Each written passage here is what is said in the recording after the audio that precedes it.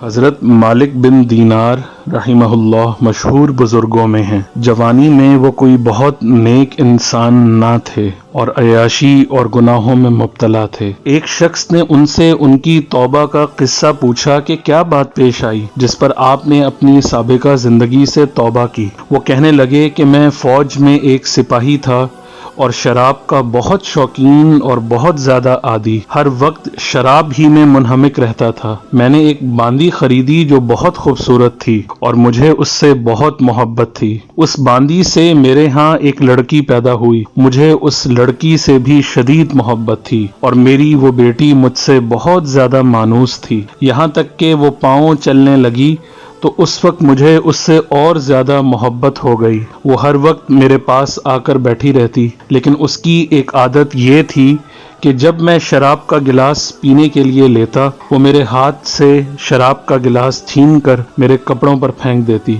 मुझे गुस्सा तो बहुत आता, लेकिन मोहब्बत की ज्यादती की वजह से उसको डांटने को हरगिज दिल नहीं मानता था। मेरी वो प्यारी बेटी जब 2 बरस की हो गई तो उसका इंतकाल हो गया। उसकी मौत के सदमे ने मेरे दिल में जख्म कर दिया। मुझे एक पल भी उसकी जुदाई से चैन ना आता था। मुझे अपनी उस बेटी के जुदाई का इतना गम था कि मैं कुछ बता नहीं सकता था। मुझे उससे मोहब्बत ही बहुत ज्यादा थी। एक दफा 15 शाबान की रात थी, मैं शराब के नशे में मस्त था, ईशा की नमाज भी ना पढ़ी थी, इसी हाल में सो गया। मैंने ख्वाब में देखा कि हश्र का मैदान कायम हो गया, लोग कब्रों से निकल रहे हैं। मैं भी उन लोगों में हूँ जो मैदान हश्र की तरफ जा रहे हैं। मैंने पीछे कुछ आहट सुनी। जब पीछे मुड़कर देखा तो एक बहुत बड़ा काला अजदहा मेरे पीछे दौड़ा हुआ चला आ रहा है। मैं उसके डर से घबराकर खौफजदा जोर से भाग रहा हूँ और वो मेरे पीछे भागा चला आ रहा है। सामने मुझे एक बूढ़े बुजुर्ग, निहायत नफीस लिबास, निहायत महकती हुई खुशबू उनमें से आ रही थी। वो सामने से मुझे मिले। मैंने उनको भागते हुए सलाम किया। उन्होंने जवाब दिया। मैंने उनसे कहा, खुदा के वास्ते मेरी मदद कीजिए, मुझे इस काले अजदहे से बचाइए। वो कहने लगे कि मैं बहुत ज़ईफ और बहुत कमज़ोर हूँ, ये अजदहा बहुत ताकतवर है, ये मेरे काबू में आने वाला नहीं है। तू भागा चला जा, शायद आगे कोई चीज़ ऐसी मिल जाए जो इससे निजात का सबब बन जाए। मैं बेतहाशा भागा चला जा रहा था।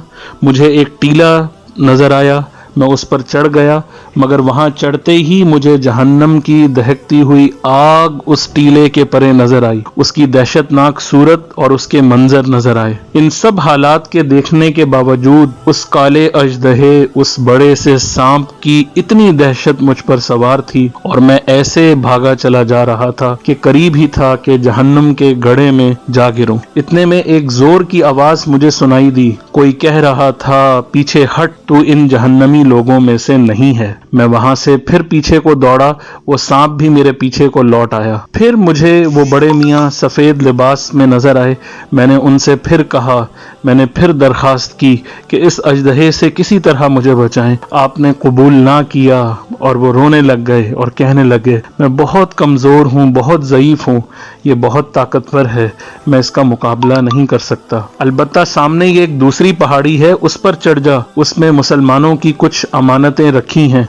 मुमकिन है तेरी भी कोई ऐसी चीज अमानत रखी हो जिसकी मदद से तू इस अजदहे से बच सके। मैं भागा हुआ उस दूसरे टीले पर चढ़ गया और वो अजदहा मेरे पीछे पीछे चला आ रहा है। वहां मैंने देखा कि एक गोल पहाड़ है, उसमें बहुत सारी खिड़कियां खुली हुई हैं, उन पर पर्दे पड़े हुए हैं। हर खिड़की के 2 किवाड़ हैं सोने के, जिन पर याकूत जड़े हुए हैं और मोतियों से लद रहे हैं, और हर किवाड़ पर एक रेशमी पर्दा पड़ा हुआ है। मैं जब उस पहाड़ पर चढ़ने लगा तो फरिश्तों ने आवाज दी कि किवाड़ खोल दो और पर्दे उठा दो और बाहर निकल आओ। शायद इस परेशान हाल की कोई अमानत तुम में ऐसी हो जो इस वक्त इसको इस मुसीबत से निजात दिला सके। उस आवाज के साथ ही एकदम दरवाजे खुल गए और पर्दे उठ गए और उसमें से चांद जैसी सूरत के बहुत से बच्चे निकले। मैं बहुत परेशान था। वो सांप मेरे बिल्कुल ही नजदीक आ चुका था। इतने में वो बच्चे चिल्लाने लगे, अरे तुम सब जल्दी निकल आओ, वो सांप तो इनको पकड़ने ही वाला है। इस पर बच्चों की फौजें बाहर निकल आईं। उनमें अचानक मेरी निगाह अपनी उस 2 साला बच्ची पर पड़ गई जो मुझे छोड़कर चली गई थी, जो अल्लाह के पास चली गई थी और जिसके गम में मैं दुनिया में तड़प रहा था। वो मुझे देखते ही रोने लगी और कहने लगी, अल्लाह की कसम ये तो मेरे अब्बा हैं। और ये कहते ही तीर की तरह कूदकर एक नूर के पलड़े पर चढ़ गई और अपने बाएं हाथ को मेरे दाहिने हाथ की तरफ बढ़ाया। मैं जल्दी से अपनी बेटी से लिपट गया और उसने अपने दाहिने हाथ को उस सांप की तरफ बढ़ाया। वो सांप फौरन पीछे हटने लगा। फिर उस मेरी बेटी ने मुझे अपने करीब बिठाया और खुद वो मेरी गोद में बैठ गई और अपने दाहिने हाथ को मेरी दाढ़ी पर फेरने लगी और कहने लगी, मेरे अब्बा जान, क्या आपने कुरान की ये आयत नहीं पढ़ी? सूरह हदीद में अल्लाह ताला फरमाते हैं, क्या ईमान वालों, तुम में से जो लोग गुनाहों में मुब्तला रहते हैं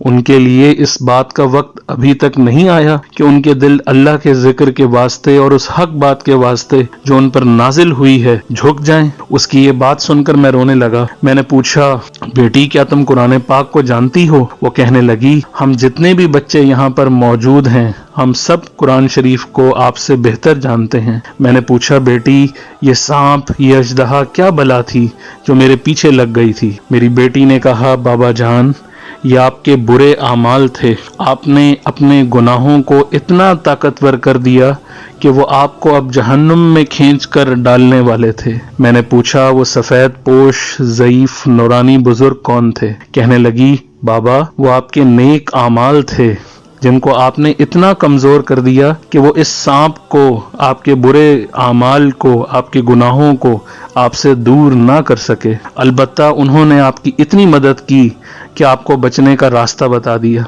मैंने पूछा, बेटी तुम इस इतने तवील और इतने बड़े पहाड़ में क्या करती हो? कहने लगी, बाबा हम सब मुसलमानों के बच्चे हैं, क़यामत तक हम यहाँ रहेंगे। हम सब अपने अपने वालिदैन के मुंतज़िर हैं। मैं भी आपका इंतज़ार कर रही हूँ। जब आप सब आएंगे तो हम सब मिलकर अपने अपने वालिदैन की सिफारिश करेंगे और अपने वालिदैन को लेकर जन्नत में जाएंगे। इसके बाद मेरी आंख खुल गई तो उस सांप की दहशत मुझ पर अभी तक सवार थी। मैंने उठते ही अल्लाह ताला के सामने तौबा की और अपने बुरे आमाल को हमेशा के लिए छोड़ दिया।